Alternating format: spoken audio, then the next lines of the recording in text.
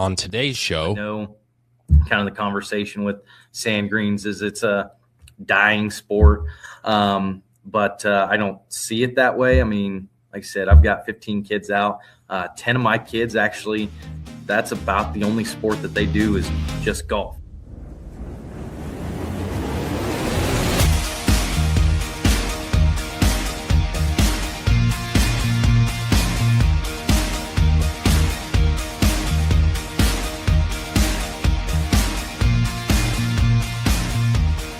That time of the day, once again, Kansas Sports Chatter hitting you up with another episode. My name's Cole Reif, and it is our statewide high school sports entertainment show streaming on YouTube and wherever you get your podcasts. Full of goodies today. Speaking of goodies, if you're ever curious on what this little container directly behind us on YouTube is, Werther's Originals. Delicious. Not an ad. Let's see if we can block it out. Got to focus. Yep, you can kind of tell. All right. Not an ad. Wish it was. Delicious. I kind of reintroduced myself to these things a couple of years ago. Forgot how much I loved them. My grandma, she didn't always have them because you think Werther's Originals is kind of like an old grandparents type candy that they would always have around or like in their pocket. Oh, here. But she would have them occasionally. But like I said, as an adult, reacquainted with these delicious candies. Not an ad, wish it was. If you want to come on board, I'll knock one of these down every hour of the show. Every hour of the week, for that matter. So those are my goodies. The goodies we got on the show today, you look at the lineup, Tavon Stroup, Brogan Lashley, and Karys Leu of Great Bend High School, part of the track and field team. Taking on our leadoff question of, does it matter if you're home or away in track and field? Like, is there a huge advantage if you're on your home track or away track? We'll kind of go into that discussion a little bit with the three Panthers. Austin Swanson, Clifton-Clyde Golf, just in his second season ever, but has turned into one of the powers in sands green golfing. Austin Swanson, he's the head coach. He'll join the show. Jeff Bollig, Kansas Sports Hall of Fame chairman. We'll talk about another one of the three induction ceremonies taking place this summer for the 2026 induction class. And Nick McAnulty, head coach of Colony-Crest football team, but also serving as one of the head coaches for the 8-man All-Star game coming up on June 13th in Beloit. He'll talk about how he is getting ready for that All-Star game in less than a month here for football. That is what's on today's show. We get things started with the Great Bend Panthers with our leadoff question. It's today's leadoff question with Tavon Stroup, a member of the Great Bend High School track and field team. And Tavon, the question for you, what's your favorite or where is your favorite place to run or compete besides your home track? Yeah, I'd probably say my favorite place to compete other than the home track is probably state. Just the atmosphere, everyone there, all the people competing. It's just such a fun place to be. What is that atmosphere like? I mean, can you describe it as far as what that intensity is like at state? It's just loud. So many people there. So many people watching you, just watching you compete. It's just fun all around. What was your first experience like? I mean, were you able to kind of take it all in? I kind of was, yeah. My first experience, I was my freshman year.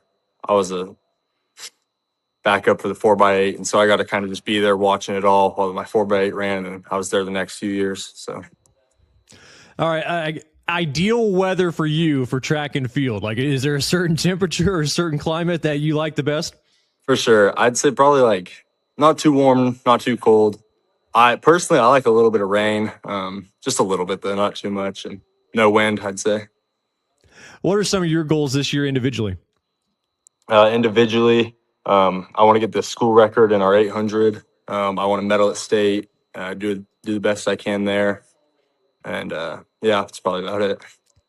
How close are you to the record in the 800? I'm 2 seconds off, a little under 2 seconds.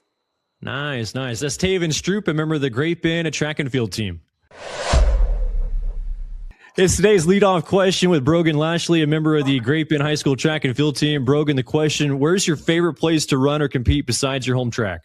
I'd have to say Beeler's track. What stands out about that one? I like the atmosphere. The 2 mile usually runs late into the night, so everyone's ready to go. So everyone cheers extra loud. Is it more just the atmosphere? Is there anything like I guess the scenic part of it, or just what they have out there for features? I'd say the atmosphere. So for you, like, do you like going on the road for track and field? It doesn't really matter to me, honestly. What first got you interested? Like, did your dad have a big push as far as doing track and field? Like, what sparked your interest in track? Yeah, probably my dad, I'd say. What are some of your favorite events? The mile and 2 mile. What got you into those events? Like, what stood out about those that you liked? I started off in the mile, and then when my freshman year came around, my dad put me in the 2 mile, and I realized I was decent at that, so I just kind of stuck with those two. What are some of your individual goals for this season?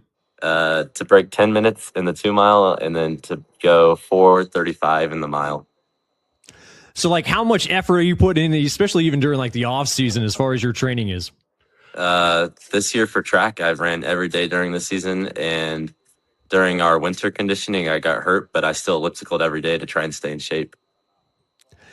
What was the injury, and like what was the recovery process like for you? I had what was that called? I had like patellar tendonitis in my knee, and Okay. I'd have to ice every day and stretch every day, and I had to go to physical therapy. But now you feel healthy? Yeah, now I'm all good. That's what we like to hear. That's Brogan Lashley, a member of the Great Bend track and field team. It's our leadoff question with Karys Leu, a member of the Great Bend track and field team. Karys, the question, where's your favorite place to run or compete besides your home track? I would say Junction City. All right, so Junction City. What stands out about that? It's a relatively modern track, so it feels like really good to run. It doesn't dead your legs or anything, and it's just like really pretty out there. I really like it. Like what's around there? Like what's the scenery like in Junction City? Well, it's just like all their stuff's really taken care of, so it's really green, and I just like the facility. For you, does it matter if you're on the road or at home or wherever you're competing for track? I usually do better at home. What got you interested in track and field? When did you start? I started 7th grade because, well, I had really just been kind of fast all my life, and so I just did track. It made sense. I know I was good at sprinting. So the sprints, like which events are you doing? I'm in the 100, 200, and 4x4. Okay, so what are some of your individual goals this season? I'd like to break 12.3 in the 100, and then probably 25.4 in the 200, and I'd say split a 102 in the 4x4. What's the competition like across the state? Like, are you keeping track of times like across the state as far as some of your events? Yes, I am. Yeah, so you have a pretty good idea of like who's out there and who you need to beat. Yeah. As far as the team goals are concerned, Karys, like what are some of the team goals this year? I don't know. We've got like a pretty small program, so we kind of just do what we can with what we have. That's Karys Leu, a member of the Great Bend track and field team, with our leadoff question.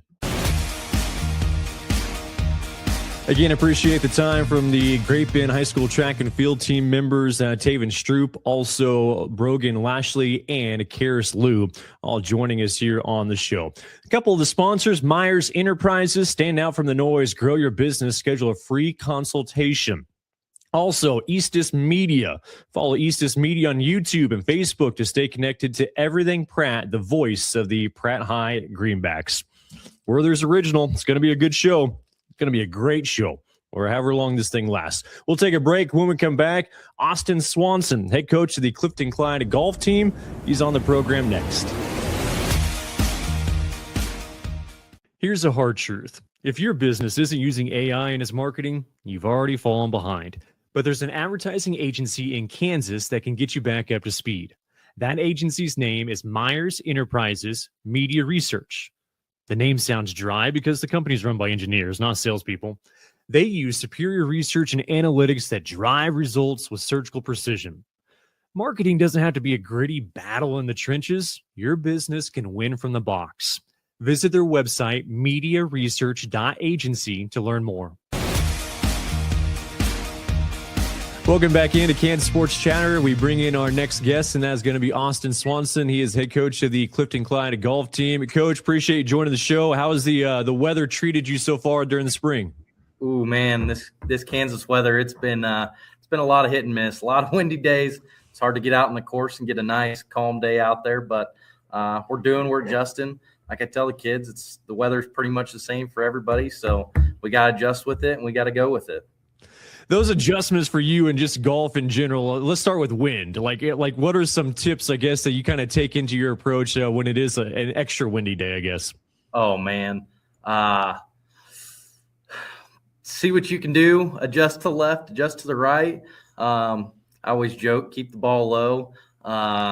Sometimes they don't get it off the ground. They're like, well, we kept it low. You did what we were supposed to do. I'm like, yeah, it's not really what I meant, but no, it's difficult. I mean, especially getting it up in the air with your irons, getting close. Luckily for us, some of our stuff out here, we're pretty open, so we're used to the wind, making those adjustments left to right, clubbing up, clubbing down. We're pretty used to it by now, so it's actually helped us quite a bit. You know, in track and field, like when it is in like an extra windy day, they always have that, like assistance or they, dock a time or whatever it might be. Like I feel like they should implement something similar, like you get maybe an extra stroke or something like that in golf. Right. Adjust the handicap a little bit. Yeah. We went to Lincoln a couple weeks ago, and that golf course is just nothing but hills up on top of hills, and that one was a pretty brutal day for us. And it was a brutal day for everybody, honestly. Didn't know what the ball was going to do, hitting 100 feet down. It was interesting to see the kids adjust, and they did adjust finally. So, but yeah, the wind adjustment, we need to take that up with Keisha, see what happens there. Yeah, let me know how that conversation goes. All right. For you, like, what were the numbers like for Clifton-Clyde golf this year? Oh, man, we still had quite a few. I believe we finally ended with 16.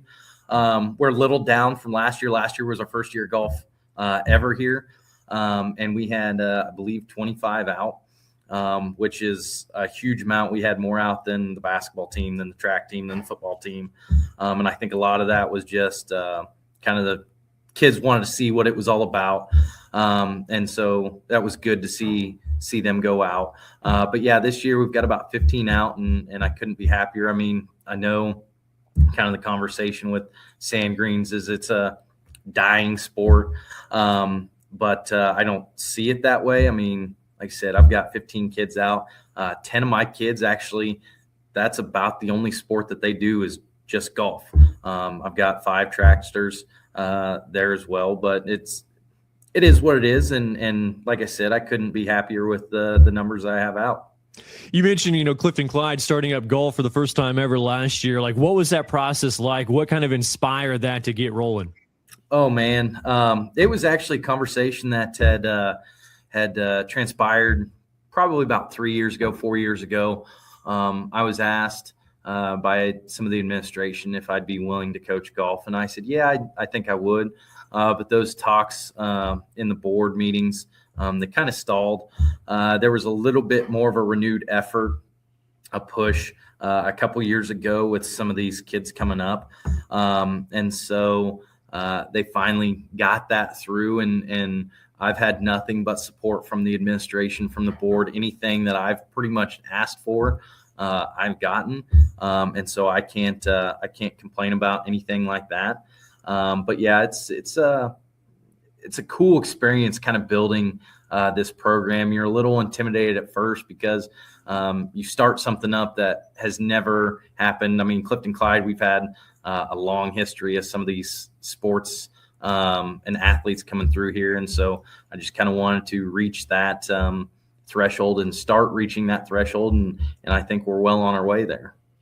Yeah, great start. We'll talk about that finish from last year and then going into this year. But I mean, like last year, like, would you say the majority of the guys that went out for golf, had they already been playing golf like as a youth, or was that like the first time they picked up a set of clubs?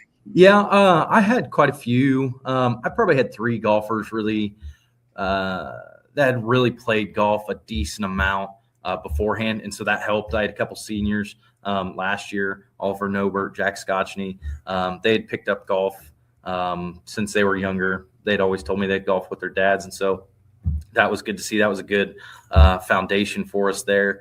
And then this year I've got Parker Connection. He's played a lot of golf in his time. And so that definitely helps. But yeah, last year there was two extremes. You had those that had golfed for a long time, and then I had kids that had never picked up a golf club, and so that was kind of interesting to see how they would go through that process, because golf is not a sport for somebody to just pick up and do well. I mean, and so I tried to kind of get them the foundations of it, the basics of it, thinking of how to hit the ball and everything like that. And it was pretty cool to see some improvements that these kids made through just the 2 months, 3 months of practices that we had. And so it's inspired a lot of kids. I mean, they always tell me they're going out in the summer. I've got kids, even after practice, they're staying at the course and they're golfing 6, 7, 8, 9 holes pretty much every day. So hopefully that sticks with it, and they can kind of keep pushing that and pushing some of these underclassmen to stay out there and keep golfing. Austin Swanson joining us, head coach of the Clifton-Clyde golf team. I mean, you talk about trying to reach that threshold of like success that Clifton-Clyde has in all their sports. Like, it had been pretty nice though, like your first year in a strong like third place finish at state. Yeah, that was exciting going into that, and my assistant coach and I had some conversations. Elias Gerard there, we had some conversations about what we wanted to see happen kind of for this first year. And in Sand Greens golf, there's a couple teams that they're at the top. Lakeside, they've won, gosh dang, last 4 state titles, so they're kind of the standard right now. Everybody's kind of gunning for them, but Rock Hills was up there, and so we were like, yeah, we just see if we can slide in and see if we can beat some of those other teams, and that was cool to finally get there and try to see those kids really go for that goal. And it was an interesting day of golf for us. Some surprises that we had, and to hear that we had gotten third at state in our first year was pretty ecstatic. I mean, it was something those kids, and like I said, those seniors, especially Oliver and Jack there, not knowing what to expect going into your first season, and you end up getting third at state. It was a pretty cool moment for us coaches and those kids. So, what were some of the surprises? Oh man, so I had a kid, Ethan Roeder, and he's on the team this year. He's a senior, and he had kind of gotten into his head all year, and so us coaches worked with him, and so we get to that point, and we're like, God, just go out and golf, Ethan. He's got a club. I joke with him. He's got a wedge that I'm like, just keep that wedge in your bag. He's like, no, I want to use this wedge. I said, just keep that wedge in your bag. And we get to the end of the day, and he's like, Swanson, I think I shot my best round ever. I said, how many times did you use your wedge? 1 time. I said, there you go, bud. And so just one of those surprises. And then Oliver Nobert getting third at state there was a pretty cool thing that he had played really, really well. I think that was his best meet of the season. So getting the best out of those kids at the right time was something that was really cool. Like I said, for us coaches, that's something we're striving for right now. We're reaching our peak. We're right behind Rock Hills and Lakeside. We just had a meet last night, right behind them. And so hopefully we can peak at the right time this year, get to state again. Yeah, especially after that finish from last year, do you feel kind of, I don't know, say like settled in, but just like even as a whole program, and just kind of feel more ready, I guess, for year 2? Absolutely. It's less treading water. It's less keeping your head above water, and more about improving now. Now we know what the standard is. We know where the goalposts are. And so to get to that point is a lot easier for us as a program. And the kids know what to expect. And that's a big thing. Seeing some of these courses, I mean, playing Mankato, playing Downs that we just played yesterday, seeing those again and repetitive, you kind of know what to expect there and who's going to be in front of you. And again, there's some surprises. I mean, again, yesterday we had our best meet that we've had as a program. And I had a second place finisher Parker Connection. But that kid in front of us, Bentley Melby from Pike Valley, I mean, that kid, he's a stud. And so we're going to be gunning for him to see what we can do at state against him. You mentioned, just kind of the future of, I guess, Sand Greens. Like for you, like as the last year as a sanctioned sports, like what's the future look like for Clifton-Clyde golf? I mean, do you keep it as a club sport? Like, what's the plan? Our plan from just kind of conversations with some of the administration is it sounds like we're going to go to grass greens. Our league, the TVL, we're the only team in our league that doesn't do grass greens. So we are the only ones that do sand greens. And so we're going to end up trying to make that move, make that shift up to grass greens, compete with our league, compete with some of those other schools. And it's frustrating because we do have a golf course. Our sand greens course is 4 miles out of town. Super, super easy. So we're going to see what we can do, if we can make any arrangements with some of the closer towns that have grass greens. Take a couple days off in the week, putt around the green, chip around the green, and see if we can kind of get that. I can do everything as a coach except around the green out at our course. And so, yeah, that's the game plan right now. We'll see what happens. Things change. Who knows? Maybe Keisha will get a wild hair and say that sand greens is back on. I'm holding out hope, but I'm not holding my breath. So as someone like for myself that might be pretty naive, is like, as far as like the I guess the cost that goes into, having a green or versus the sand green, like the biggest difference, I guess, as far as trying to implement just regular greens, I guess. Yeah. So we play and last year, that's kind of one thing I think we struggled to get a foothold with is we played 4 grass greens tournaments and 4 sand greens tournaments. And so we're going back and forth. And I wanted this year, I wanted more sand greens. I wanted to focus on sand greens. So we added 1 more sand green, got rid of a grass green this year. And so it's a completely different ball game around the greens. I mean, sand, you hit it on there, there's a good chance it's going to stop pretty close to right where you hit it. Grass, these kids, they're used to kind of using a 7-iron around the greens. A lot of cases you can't use what you want to use on a grass green, or you have to adjust your swing. Yeah. Like I said, that Ethan Roeder kid, he played a lot of grass greens, and that's why he was always using his wedge. I said, that's not going to be the benefit to you here. And so just kind of getting that mindset. And then like we talked about, next year, I've got a schedule packed full of grass green tournaments in the TVO with Republic County. See if we can't find a couple more just to stay along that path and just focus on that. That's probably been the biggest challenge so far, is we kept switching between grass, between sand, and the kids couldn't just settle in and get a feel for one of them. Hey, Coach, appreciate your time, and best of luck the rest of the season. Hey, thanks, Cole. Appreciate it. Have a good one. Yeah, that's Austin Swanson, head coach of the Clifton-Clyde golf team. We'll have more of the show after the break. Power outages don't wait for a convenient time, and neither should you. Right now is the perfect season to invest in a standby generator from Wheatland Electric Cooperative. With low monthly payments and special financing for co-op members, reliable backup power is more affordable than you think. We'll help you survey, install, and finance a Generac standby generator, all with professional installation you can trust. Protect your home, your comfort, and your peace of mind before the next storm hits. Get a free quote today and make life without power a thing of the past. Visit us online or call us to get started today. Sportsmanship is when people who are playing or watching a sport treat each other with respect.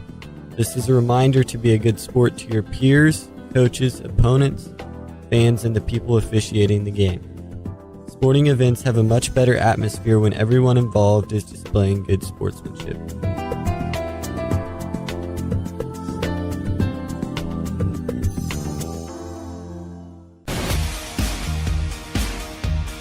It is time to talk some Hall of Fame, and to do so, we bring in our next guest, and that's Jeff Bollig, the chairman of the Kansas Sports Hall of Fame, with a big announcement came out earlier this spring about the 3 ceremonies that will be taking place this summer, honoring 32 individuals getting inducted into the 2026 class. Last time we had you on, Jeff, we talked about the July 18th ceremony that'll be at Legends Field in Kansas City with more of that baseball flavor. The one coming up the week after that on July 25th will be near Wichita at the Kansas Star Casino. And man, just going through those names, and like anytime that when you guys release the classes, it's always exciting, but just some big hitters on that list. Well, there are, and I'm excited about it because it brings in personalities from all over. young and old alike. We have some cousins going in, the Evans, D'Angelo, and Maurice, obviously very stars at collegiate. And, everybody said, you have to have D'Angelo in. He set the career rushing record in high school, and that makes sense. And he set the TD record as well. And then this year, the TD record is broken. But obviously, D'Angelo had a good career in Nebraska, MVP of the championship game in the Big 12. And then Maurice, obviously talented, played basketball at Wichita State in Texas and a number of years in the pros. So, it'll be great to have them. It's just a good mixture. If I can go down the list a little bit, Bob Barati ran track at Kansas State and Wichita North. His claim is the 2-mile relay team at Kansas State set a world record. He kind of followed Jim Ryan those footsteps. So many great distance runners came out of Wichita. Then, of course, Greg Brummett, MVP of the '89 World Series. And it's interesting about Greg. He played a year with the Giants out in San Francisco. We talked last time about the Kansas baseball legends going in, Diego Segui being one of those. Diego was actually Greg's pitching coach, so it came full circle. Steve Crosby. Steve, a great running back at Fort Hays State, honorable mention All-American, played 3 years with the Giants but got hurt, and then went on to a long career, 33 years in the pros, coaching for Hall of Famers like Shula, Schottenheimer, and then Bill Belichick. So really just an all-around great athlete. He was voted the top 8-man player of his class in high school at Pawnee Rock High School, which no longer exists. Right. Judy Dyer. Judy's a great story from Topeka, first female scholarship track athlete at Texas Southern University, NAIA champion, Olympian, still very active in Houston, and I look forward to seeing her. CJ Hamilton, you can't say much more about being the winningest coach in Kansas high school football history from Silver Lake. CJ's done it all. He probably deserved to be in much earlier, but he kept on coaching, so he'll be good. Mike Kennedy, how about that? The voice of the Shockers. Actually was in Chanute and Pittsburgh, did Central States, that the rivalries of Pittsburgh and Washburn and Emporia and Fort Hays, and Mike's most deserving. Nathan Leeper, of course, Nathan, high jumper out of Kansas State in protection, won an NCAA championship, and Nathan obviously was tremendous. Ricky Ross, some believe the best basketball player to come out of Wichita. He'll be joining us. He obviously played at KU and then played at Tulsa. And then, so that's a good group right there. We have some posthumous people being inducted who've passed, and from that Wichita area, Nino Samuel coming down from Salina. Obviously, Nino led the state in scoring and rebounding, played at KU and Marymount. Just a force, undersized but tough as a center. And Dick Metz from Arc City, a PGA Tour golfer, very accomplished in the early century. And then Everett Shelton. Everett was from Cunningham, Kansas, and a longtime coach in high school in Kansas. Went to Phillips University, coach there, and then went on to Wyoming, where he won the NCAA title as a basketball coach. He's in the Naismith Hall of Fame. And one of his players he coached was Kenny Sailors. Kenny created the jump shot, and Kenny was in Kansas City not too long ago to be inducted to the College Basketball Hall of Fame. And then another one of his players was Kurt Gowdy, the famous broadcaster on NBC Sports. So Wichita will be a great class. It starts mid-morning and we'll get you out just after a lunch, so you won't waste all your day. I guarantee if you come, you'll have a great time. I'll put a plug in for Bob Lutz, former Eagle and radio broadcaster in Wichita. He does our interviewing. We don't do speeches anymore. It takes a lot of pressure off the award winner, but it's a great laid-back session where we just have great stories, and Bob does such a good job. So I'm excited for that group in Wichita because it's every sport, young and old, all backgrounds, people coming from Houston, local Wichita. It'll just be a great event. You talk about, just that day in general and like your experience, with the Kansas Hall of Fame and what it's like. I mean, just having, like all these Hall of Fame, type careers, all in one room. Like, what is that day like for you? Well, Personally, I as well with pride. I'm a native Kansan. I've lived here my whole life. I think the people of Kansas are the greatest asset the state has. But the one thing that strikes me is, number one, the gratitude these individuals have for the people who got them to where they were. And I think that's really a message, is that nobody succeeds on their own. There are people there helping them along the way. Sometimes you don't even know it. And I think the gratitude is most important, number one. And number two is the quality of the individuals that are achieving these awards. You don't succeed without having high character and a work ethic. And that's what these people had. And, they're successful, as athletes in high school and college and some pros, but even afterwards, they continue that. So I guess this thing that really strikes me is, as I said, you're in that room with, 300, 350 people, and just the amazing camaraderie, all that they have together. I remember a couple years ago, Billy Mills kind of kicked it off for us, the 10,000 meter champ from Kansas at the 64 Olympics. And he's talking with Eric Kennard, the high jumper, the gold medalist from Kansas State. And they couldn't be more different in age. Eric was young still, and Billy's in his mid 80s. And the conversations they were having were awesome. And, I just think it shows, and obviously Eric came from Toledo, Ohio, and Billy was from South Dakota, but went to school downhill. But the diversity of the people in the state, yet the shared experiences. So it's really a great event. I encourage people to come. You'll not be disappointed. Then you'll have a chance to get an autograph from Jeff Bollig, right? Well, if that's a goal, that should be the lowest on the list. Hey, Jeff, appreciate the time, and we'll talk to you soon. Okay, Cole. Thank you.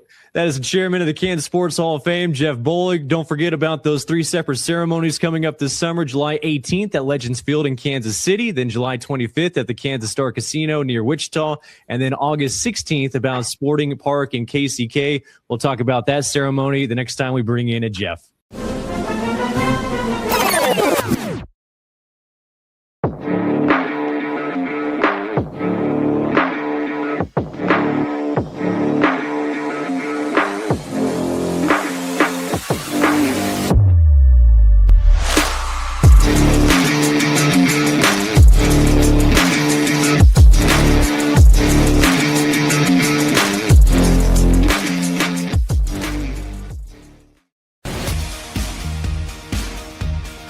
Welcome back on the program. It's time to talk football. It feels like it's been months since we've been able to do that, but with the end of the school season upon us and also getting ready for some all-star games, we bring in our next guest, and that is going to be Nick McAnulty. He is the head coach of the Colony-Crest football team, but also serving as the head coach of the East team for the 8-man Division II all-star game. They'll be taking place in Beloit June 13th.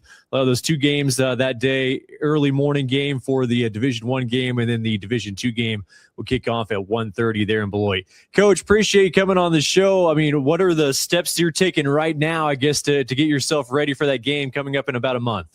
It's kind of a lot of it just mental preparation, just kind of trying to figure out, where we're going to play some guys, what we're looking at, and kind of the plays that just seeing on, film that would kind of fit these guys' abilities, making sure we get in the playmakers the ball and finding out using their strengths to the best of our ability.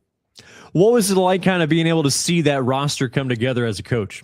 Oh, it's a ton of fun. It just, I'm somebody that really enjoys like fantasy football and all that stuff growing up. So it just kind of like getting to do your own thing with the best players in the state, choosing them. It's honestly very difficult because there's so many good players that, unfortunately that get left off the roster too, that it makes it really hard for that. But just a ton of fun, You mentioned kind of knowing some of the stats. Like, how much research have you done, since you've seen that roster come out months ago and kind of getting ready for the game? A lot of it's more kind of film than, stats. Honestly, a lot of it, you kind of, hear about kids and then you ask, find some film on them and just, see what they're all about. Designing a game plan for an all-star game, like what goes into that for you and your coaching staff? The biggest thing is just not to overcomplicate it, because you do have to teach these guys, an entire playbook and like 4 days, something like that. So trying to keep it simple, but also making sure you have enough, just that balance of not putting too much in is kind of the biggest thing. Trying to keep it, like I said, simple, but also making sure that you're not too predictable. For that you mentioned that practice schedule, like how many days of practice do you guys actually have, and what do you kind of go through those days? So we'll arrive on that Tuesday and get everybody checked in early in the day, and then I think we have like one practice that night, and then it's twice. So then Wednesday we practice twice, Thursday twice, and then Friday just once. You get all those guys together, I mean, in an all-star game, I mean, and that's got to be a lot of fun. I mean, you're talking about the best of the entire state in 8-man football. Like, how exciting is that? It is so much fun because it's, a lot of us with our smaller schools, we don't always have sometimes the ability to go, 8-on-8 or even, good on good. So now you really get to see how these guys compete against the best of the best, because a lot of these guys are all the best players from their teams. So now they're getting to go against, the guys they may have played against during the season, and just getting to see them come together as a team in such a short time is a ton of fun. Also, they go from strangers to, being buddies that they still, this is my third year doing. I was an assistant the previous 2 years, and those guys will still, and former players that I've had, they still communicate with those guys that they meet at this all-star game. And it's a lot of fun to see that, to where they just become instant friends so quickly. Anything that you learned as an assistant coach, you mentioned the last couple of years, and maybe help you out now as the head coach? A lot of it is just install, a lot more than you have to take a balance of trying to get these guys back in shape, teaching them to, do football stuff that they haven't done in months, and so that balance of getting them back into football shape, but also they got to learn everything so quickly too. Not to single anybody out, but I mean, anything that excites you about that roster, any guys that you're maybe especially excited to work with? Of course, I coached with Coach Anderson as an assistant for him a couple years ago, and now his son, I met him there a couple years ago, and he's going to be the quarterback, and that's going to be a ton of fun that I get to have both those guys back. And, Wes is, I can't even remember, almost one of the top passers in the entire state. Yeah. So he's going to be fun. And then we have, just the Axtell guys, the Hanover guys. I'm drawing blanks on names right now, but they have some pretty special athletes right there that, it's always fun to see how those guys work, and just getting to coach kids that have been state champions and just see the difference of, how they approach practice and games versus everybody else. I've tried taking that back to my kids. Like, this is how they do it. This is how the best of the best, this is how they prepare. This is what they do in practice. This is how they communicate, and, just build from there. You talk about, your guys. I mean, that ability to coach Jensen Barker, one of your players, one last time, has got to be exciting as a coach. Yeah, it's so much fun. He was texting me last night that, he's been running, any advice on what other stuff he needs to do, trying to get prepared for it, and just coming up with that workout plan. He's my, not assistant, but he helps me out. He's one of my teacher's aide. He's my teacher's aide. So, just getting to spend that extra time with him is really special. He's one that I love to coach. He's a funny, great kid. But when it's time to go, he's ready to roll. What's that competitive juice like, for an all-star game? Obviously it's a lot of fun, and, it's fun seeing all that talent together, but once they do roll things out and you're ready to go, what is that competition like? So we get a scrimmage, also some of the other teams when we're there, we normally scrimmage against like D1 East and stuff throughout the day. And it's fun. It's always, we're trying to do thud, keep everybody up. And you're always seeing guys, you're having to remind them, don't tackle them to the ground. We're trying to keep everybody healthy for Saturday. Don't, it's competitive, but we're trying to make each other better and don't go too far. For you, I mean, just coaching in general, like what excites you about coaching? Like what got you into it? What got me into it was just for the love of the game. I enjoyed playing it so much. And when that opportunity wasn't there, I just kind of lucked into a coaching job right at like 19 after I was taking a break from playing, looking to go somewhere else. Didn't have anywhere to go at the time.